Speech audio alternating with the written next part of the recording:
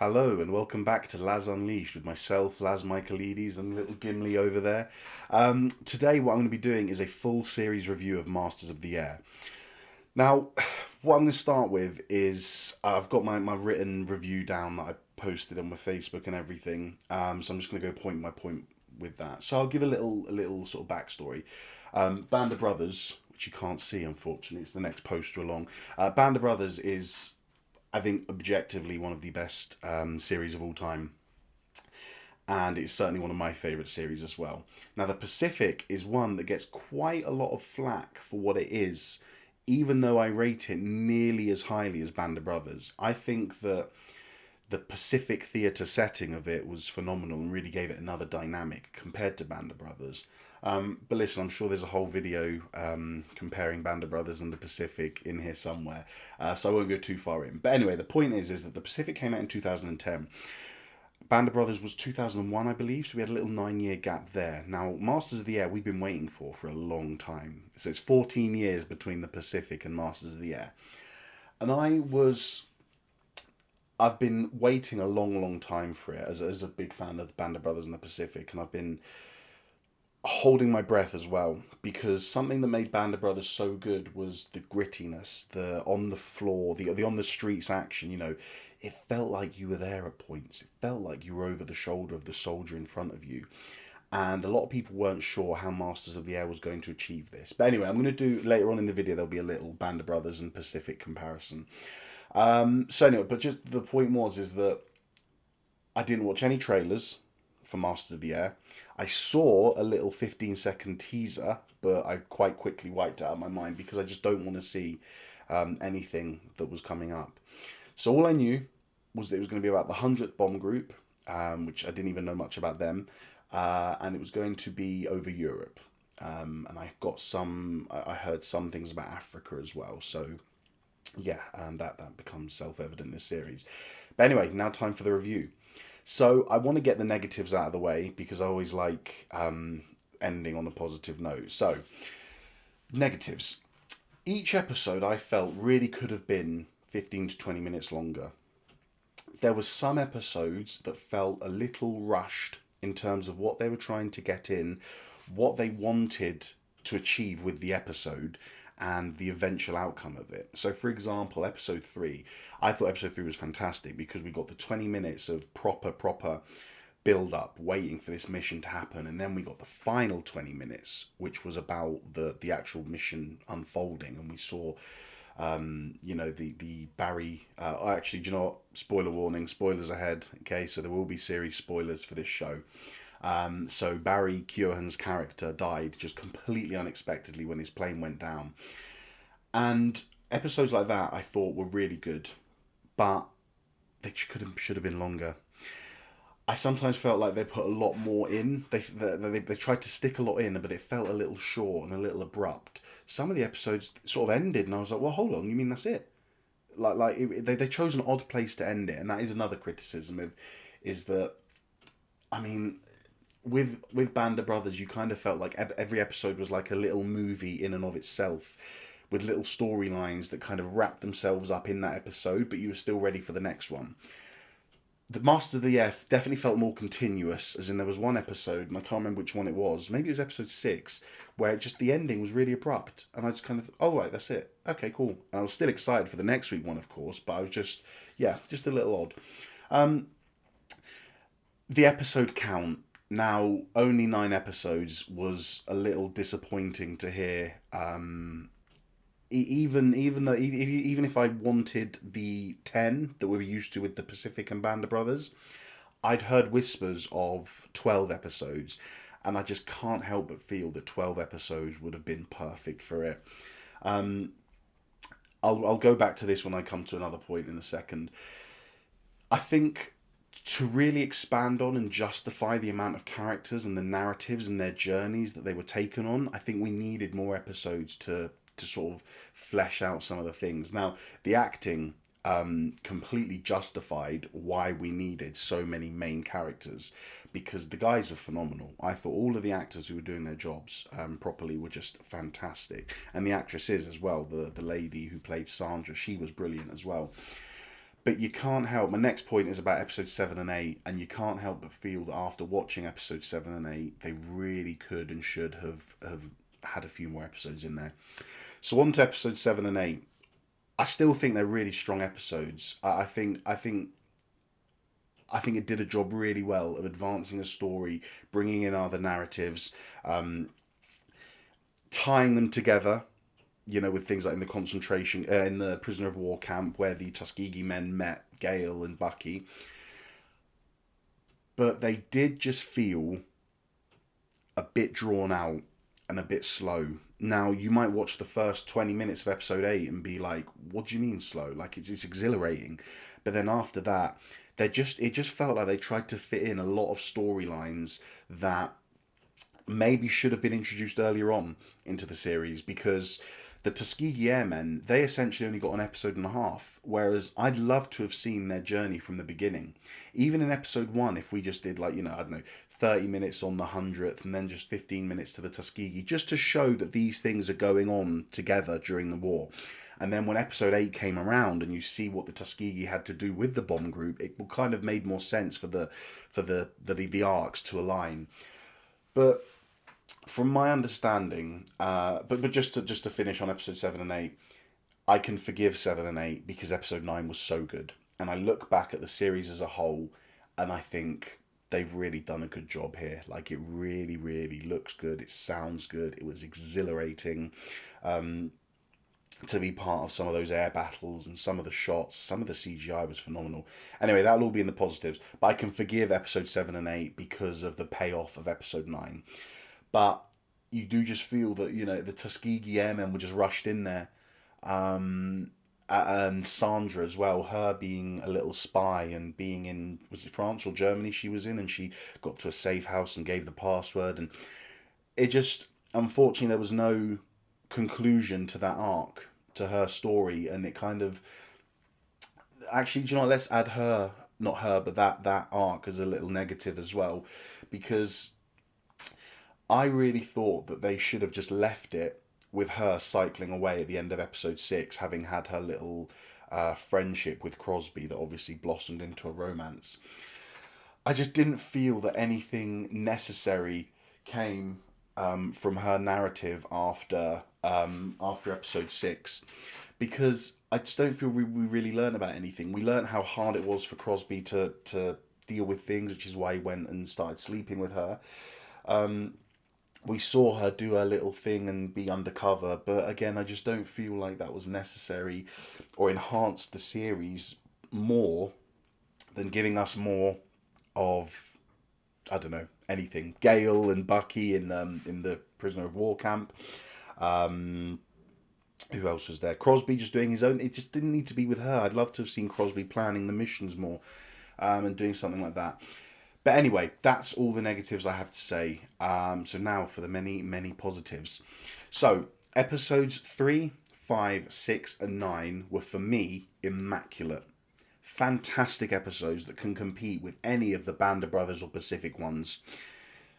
They just all were exhilarating. Now, just a reminder, episode 3 was the first proper bombing mission we got to see, where there was a lot of resistance.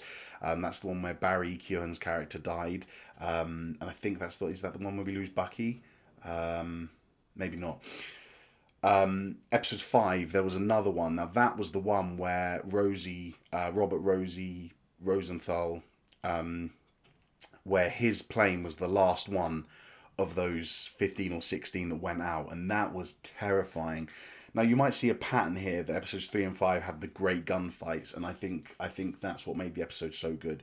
We have those Band of Brothers episodes where we think, my God, Bastogne in particular, where they're just raining down mortars and shells on Easy Company, and just from the things like the cinematography, the sound effects, the CGI, the real effects, like the bombs going off and stuff, you felt like you were there. And I thought they did an incredible job with episodes 3 and 5, especially in those air battles, of really, really portraying how terrifying it would have been to be up in one of those planes. And the veterans who flew in the 100th Bomb Group these are their descriptions that the directors were working off. and the CGI and all the team. They weren't just making up and saying, "Oh, this is how we thought it would be." This is what the veterans said it was like. So apparently, we got a real close resemblance to how it would have been up in those skies. And for me, some people said the first 20 minutes of episode 3 was boring, but I felt that it was a proper setup for what was to come in the second half. Now, interestingly, I have to admit I've almost forgotten what happened in episode 1 and 2. I remember episode 2 they had that bike race around the mess hall or something, and I remember it being like a setup. It was kind of like the Kurihi for Masters of the Air. We still got some plane action, but my point is that episode 3 is when I first started to go, damn, this is where the stuff hits the fan. And that was where, for me, the series kicked off. And I still remember enjoying episode 1 and 2. Episode 6 is where we get Bucky's journey from having been down. Also, no, yeah, so Bucky was downed in episode 5. So episode 6 is where we get his journey. And honestly, that was just like it was almost a bit like Apocalypse Now, with him in the river going through, having to hide, being picked up. The kids shouting, "Americana, Americana," terrified me. I kind of thought they'd sort of let him go. And then him being marched through Rüsselsheim, which actually didn't happen. Bucky wasn't at that place, but I completely get why they did it, to show some of the atrocities that went on, some bad things that happened. And the other thing about episode 6 was how great, so like I said, the Crosby and Sandra narrative was wicked for one episode. I enjoyed that. She was brilliant, by the way. She was amazing. We got Bucky and his trying to escape from Germany. We got Rosie going to the rehab clinic. It wasn't rehab, but the restoration, whatever it was called. And that was fantastic, just to get into the mind of what one of these fighters had gone through. And I thought Nate Mann did an incredible job as Rosie in that episode. And the little ties with the jazz music and him, tapping on the plane at the end of the episode before going back in. Really great. And episode 9, as much for a series finale, I thought it was really good. It was incredibly emotional. We get Rosie's discovery of the Jews having been burnt in the concentration camp, which was just heartbreaking.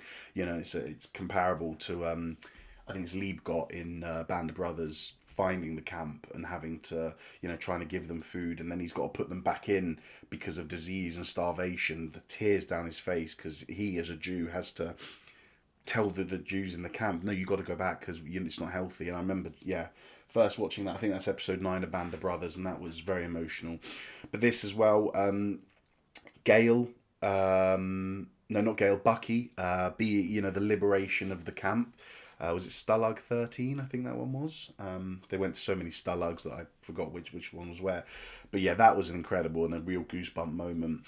And although, unfortunately, it is historically inaccurate, they didn't all fly together in a plane at the end of the war, distributing the rations to the Dutch people. But it was, listen, it makes for good TV, and it was absolutely... It's what he does. He just sort of random positions. It was so heartwarming, and really left a lovely taste in a real lovely feel in your heart when you saw that what these guys had been through, what they did. And for me, at the end, the coda as well, the little descriptions of who did what after the war. And me and my wife were sitting there, and we couldn't believe that Gale served in Vietnam and Korea afterwards. We were both sat there just like, after everything he went through in World War II, to do it all again in Vietnam and then again in Korea, it just goes to show the resilience and strength of all the people who fought in the wars. So now, even the slower episodes, let's call them 4, 7, and 8. Even those episodes were so good in developing the characters and showing so much more of the behind-the-scenes war life. Now, I really enjoyed when they got Lemons, when they were showing him repairing the plane and him having to be in the plane as it was taking off, and then he had to drop out once he fixed it because they were on a schedule. All of that stuff I loved. And again, I'm going to be comparing to Band of Brothers and the Pacific throughout, but with those other two series, I didn't really feel like you ever saw more. And this is appropriate because they're on the ground troops in both Pacific and Band of Brothers. You don't expect to see how the mortars they were using were made and who maintains them. Excuse me. But with the 100th Bomb Group, one of the most important factors, and as was made clear in the whole show, was the planes. The planes, you see the way Rosie, the way he sort of strokes and taps his plane, like it's his horse, like it's a living, breathing thing that he knows he needs to be akin to, and he needs to be 100% locked in with when he does his missions. And seeing the amount of effort that goes into them to maintain them, and to see the amount of damage they took as well, was incredible. But yeah, the slower episodes were still really good, and all of them have it, because you can't just have 10 episodes of madness, because it almost deteriorates from it. We love Bastogne because episode 5 is a little more chilled. There's a few sort of Band of Brothers, of course. There's a few little skirmishes, I believe, but ultimately it's kind of like a slower episode. So when Bastogne hits, you're like, Jesus, like this is full on. And this is what I feel with this. You've got episodes 3, 5, 6, and 9, where all the action is really taking place, and then the other ones just sort of filling in, giving us more character development, showing, Harry Crosby doing, his promotion, doing all his navigation. That was amazing. I didn't realize you could have one person, and I'm sure there are many more, but we got the view of one person doing so much work to make sure that all these people, all the planes did their jobs. And to see how burnt out he was from it was crazy. And the little psychedelic scene where he feels like the world's moving around him, and then he just collapses and he's out for 3 days. And the same with Rosie. I already said the restoration place, where he just got to take a little bit of time for his mental health. At the start he thought he didn't need it, but actually it turns out probably helped him. Next up, the acting was incredible. Incredible. I've got no complaints at all. I heard some people criticize Barry Keoghan for his accent, but I was reading about it, that actually, in those days, in the 30s going into the 40s, people's accents were much stronger, because there wasn't a lot of, you might hear now. I don't know. Let's look where I live in London. Because I don't live in London, but from London, you might have someone who speaks proper Cockney. But if he goes and lives and works in up north for a bit, then his Cockney accent might lessen. But there wasn't a lot of that going on in the 30s. People often stayed where they were where they were from, which is why you'd have such harsh accents. So I didn't get the Barry Keoghan criticisms, but each performance was so genuine and close to the real life men they portrayed. And I'm getting this from interviews I've watched, podcasts I've listened to, where the directors and the producers were so intent on making sure that the characters that they were putting on the screen were as close to the real life people as they could be. I actually felt they did an incredible job of character development in only 9 episodes. And I remember first watching Harry Crosby in episode 1 and being like, this guy's on the poster. You telling me this guy's going to be the main character, with him being sick in the bag and being really weak? And then the episode 9, the end of it, when you realise what he's done and what he's been through, even just as a navigator, he saw a bit of action, didn't he, in the first couple of episodes, but just as a navigator, the mental toll it took on him, it was like you were watching two completely different characters. And I thought, to have done that and not have been the only arc and storyline in the show over 9 episodes was amazing. And each of them got it.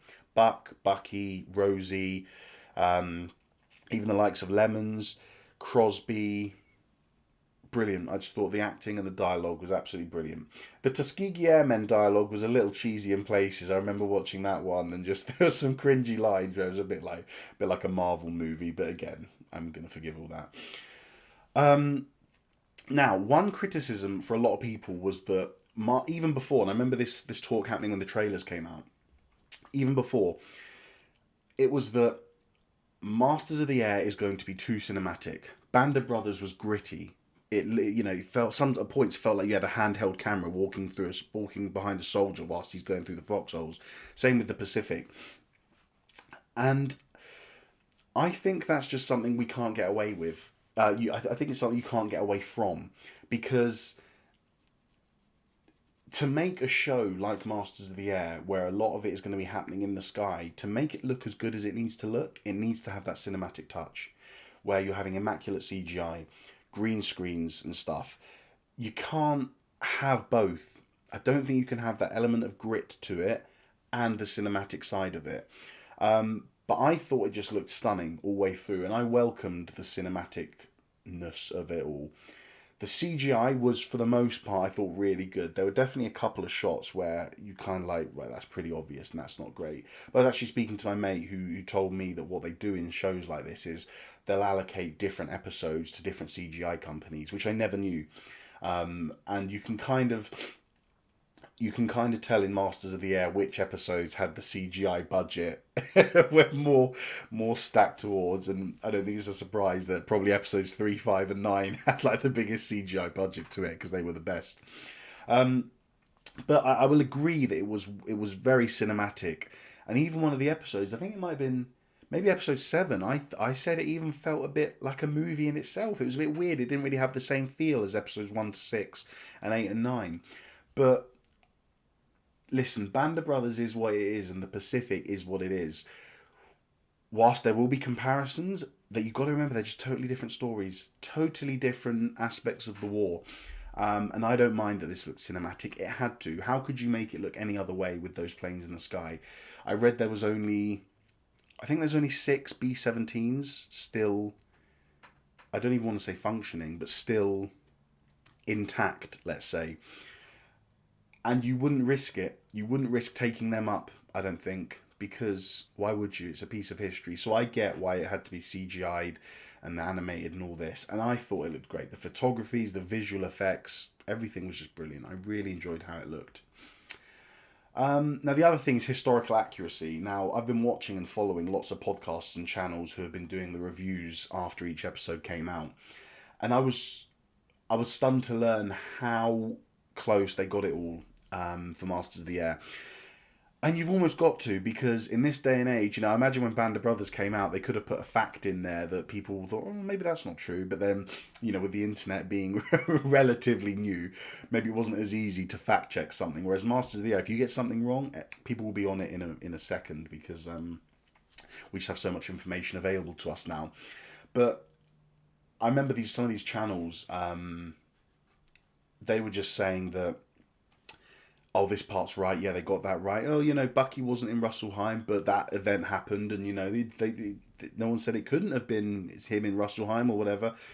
But it really feels like they paid attention, and all the episodes, the podcast episodes I listened to, where they're speaking to the director and the producer, they were just intent on making it as historically accurate as possible.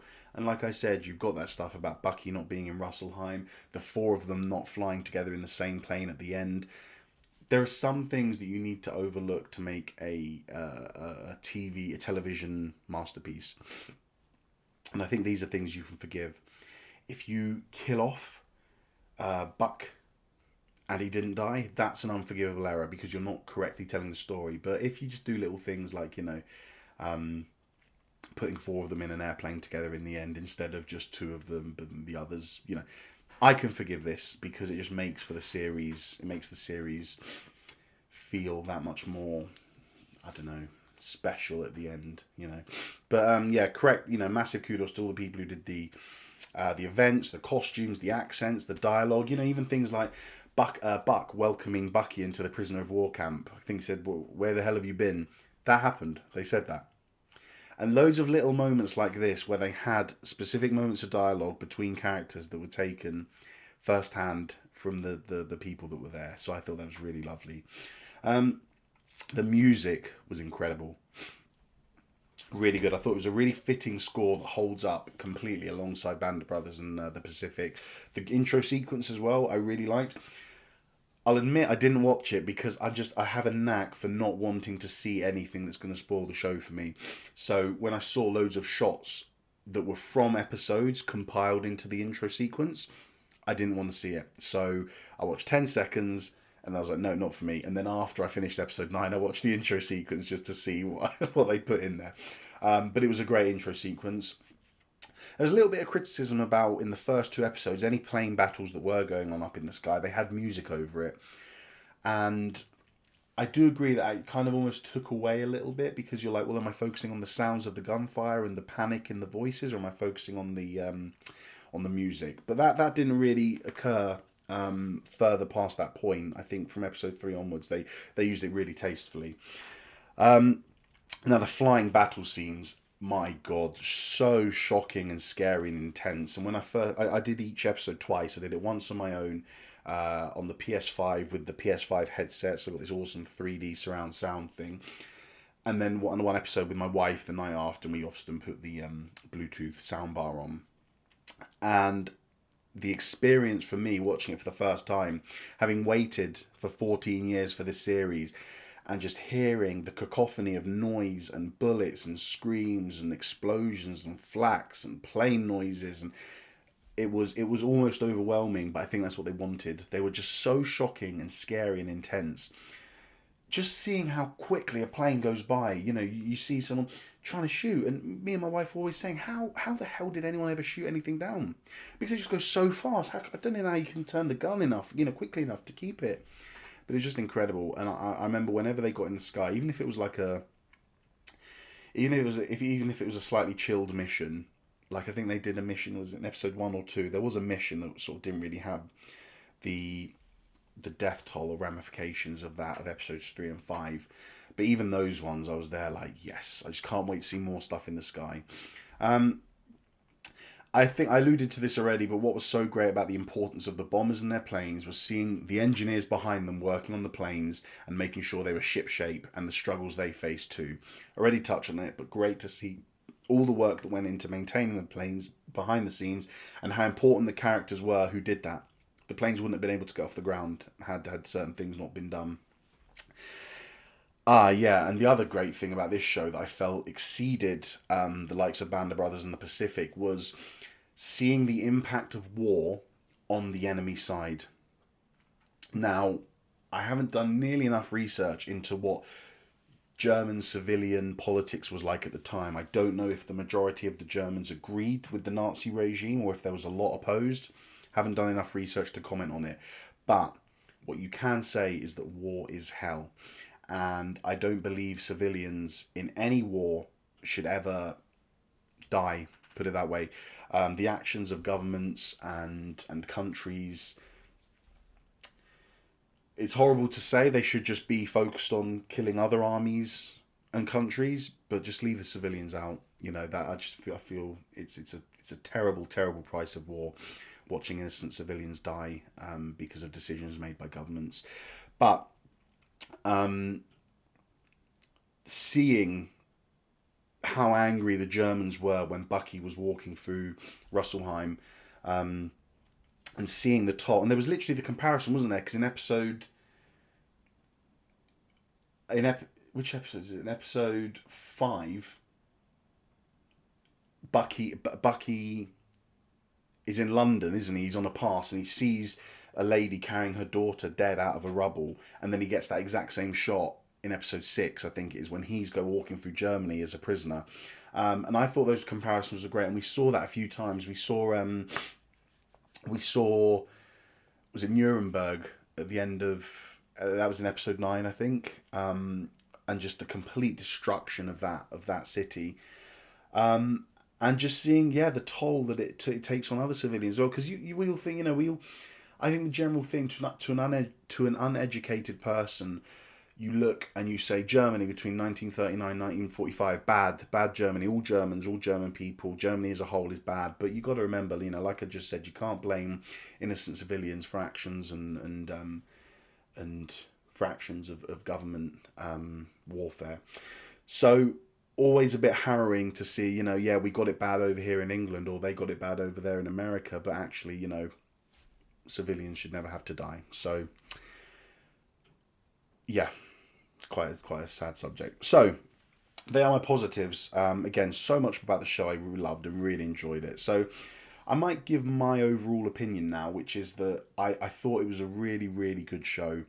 The shortcomings of episodes 7 and 8 didn't mean as much to me because of the quality of episodes 3, 5, and 6, And even 1, 2, and 4, like I said, although they were slower and not so intense and battle filled, they were great. Really great to see, the character development. Yes, ultimately, I really, really enjoyed it. I thought the ending was great. The last episode was phenomenal, and I'm really pleased with the show as a whole. And it was worth the wait. Put it that way. I'm happy to have waited that long to have got the quality of show that I received. So now the big part, the comparison to Band of Brothers and the Pacific. So considering they're all companion series to each other, it's only fair that we do this. So here's my thoughts on this, and I am of the opinion that if someone only judges it compared to Band of Brothers or the Pacific, then I don't like that because they are three different shows. But as an anthology of TV shows, it's okay to compare aspects of it. So here's my thought, my main thought on the comparison. What Band of Brothers did so well was that it really showed the camaraderie and the unitedness of a group of soldiers. And you talk, I mean, I've got post 2, 4, 6, 8, 10. So on my post, there's 11 people. And I think that makes up the core group of the Band of Brothers characters. Now, I know there was more because obviously we lost a few of them. But let's say 15 people, okay? Let's say there were 15 core people. And the one thing Band of Brothers gave you was that absolute complete camaraderie between the 15 of them. That any one of them at any time would die for the other, would risk their lives in running over and getting help and dragging him out of a foxhole. And we just saw this over 10 episodes, them doing whatever it took. But what we didn't really get to see was each character. Now, the scripting, dialogue, and everything about Band of Brothers is perfect. So we got to see little glimpses of characters. Where's your brother from? Yeah, his brother died last week over here. We get little glimpses of it, but it's not shoved down your throat. Now, the Pacific, on the other hand, is completely different because you don't get that camaraderie, group united vibe. I'm sure there's moments of it, but it's very rare compared to how much they focus on each of the three individuals. Eugene Sledge, Robert Leckie, and John Basilone are the three characters in the Pacific, and we get in-depth views and looks into all of their lives, including going home, having dinner with the family. Sledgehammer, his time before the war and after the war, Basilone with the girl, Leckie with the Australian lady. It's very much more delves into the mentality and the personal aspects of of those characters, which is why the Pacific got quite a bit of flack, because they were like, well, we don't want to see individual, we don't want to follow three people, we want to follow a whole group. Masters of the Air combined both of those perfectly, in my opinion. You got the group camaraderie from all of the the flyers, including Lemons, the maintenance guy. I can't remember what the guy, the guy who Crosby replaces, and he ends up in the ship and he dies. But you have this group of about 8, 9, 10 people based at Thorpe's Abbot who are the group.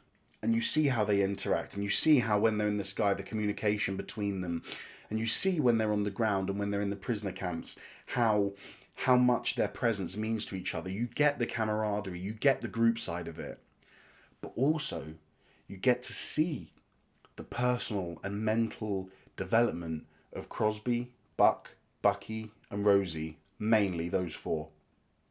And that's where I think Masters of the Air has completely excelled. You take the best personal parts from the Pacific, the best group parts from Band of Brothers, and you stick them together, and you get this wonderful character presentation in Masters of the Air. I thought it was phenomenal because, like I just said, you get the best of both worlds. So, what else do I put here? Yeah, everything I've just said. Enough character development to really connect and sympathise with each character, but enough of a unity within the bomb group to feel the emotional impact of losses and missions on the squad. So currently, and consider recency bias, I'd place it in between Band of Brothers and the Pacific. I think it's very hard to achieve a perfect series, so I'm very hesitant to ever award something a 10 out of 10. So let's call Band of Brothers a 9. I'd call the Pacific an 8. And I will call Masters of the Air an 8.5. So yeah, that's how much I enjoyed it. I really liked it. As I said, the negatives, I can forgive some of them. I heard that they were on a bit of a tight budget, and I know that during the filming of this, the lockdowns and COVID started happening. So I know a lot of changes had to be made. A lot of money was lost on it. Filming schedules had to be redone, and there was a lot of stuff up in the air. Pardon the pun. So for all of that, I can forgive there only being 9 episodes. I can forgive episodes 7 and 8 being rushed, because I believe they thought they had 12 episodes or 10, and so they had a whole other episode to make. Maybe they had a whole episode dedicated to the Tuskegee Airmen, but they had to condense it. I don't know. But I can forgive it, because I come away having watched it all and being like, now that is a brilliant series, and one I would watch again and again, and I would happily. I think it deserves to stand alongside Band of Brothers in the Pacific. So now, I suppose this is the final part, which is the emotional part, where I reflect on how incredible and harrowing the stories of these characters were, and just take a moment to sort of be grateful, and appreciate the sacrifices that these men and women made during the war to make sure that we can live in at least some form of peace and freedom today. When I just think of each story, you know, Bucky going through Germany, Buck in the prisoner of war camp, Rosie, when he, well, was that episode 9 where he flew down onto the Russian side and he was in the middle of that battle between the Russians and the Germans on the Oder River. That was incredible. But even just, I can't imagine having been Rosie in that plane in episode 5 at the end. Can you imagine the sheer terror of you realizing you're the only plane left? It almost doesn't bear thinking about. And obviously, the tears came out as usual in the coda at the end, where we found out how great and how long a lot of the people lived after the war. And I think it's just lovely news when you think about what they sacrificed and what they gave up for their country and for the freedom of the world.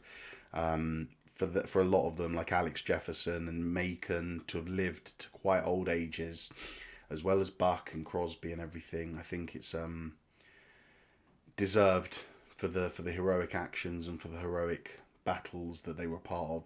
And the sad, I suppose it's sad, but the harrowing thing is that these are, you know, what I say, Jefferson, Macon, Crosby, Rosie, Buck and Bucky. These are 6 people in a war that was fought by millions.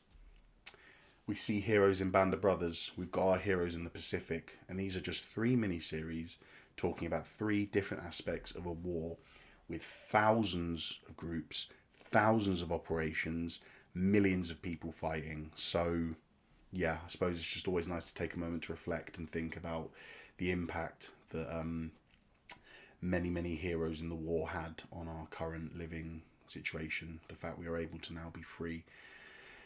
Yeah.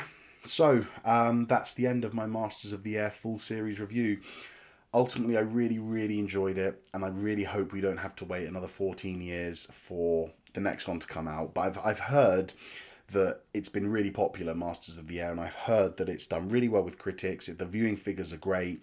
And there is a rumour that they are looking into doing a naval series next, which is awesome, because we've got the European infantry with Band of Brothers, the Pacific infantry with the Pacific, you've got the planes in Masters of the Air. So now the last one to tick off the list is the boats. And having seen, what's the one with Tom Hanks? I think is it Midway? That was a great movie. So if they could make a series of that with a bigger budget and with the same kind of characters we get in this show, I really hope we don't have to wait 14 years to see that, because that is going to be brilliant. Thank you once again for joining me on Laz Unleashed. I think this is my first review of a TV show / movie, and hopefully there'll be many to come. But thank you for joining me. Please subscribe to stay up to date with my content, and let me know about your thoughts of Masters of the Air in the comment. You know, this are just my opinions. I've got no fight to pick with anyone who disagrees with me. If you don't agree with me, let me know why in the comments. And how did you feel it compared to Band of Brothers and the Pacific? Be sure to let me know if you've watched this. So thank you very much for joining me, and I'll catch you next time.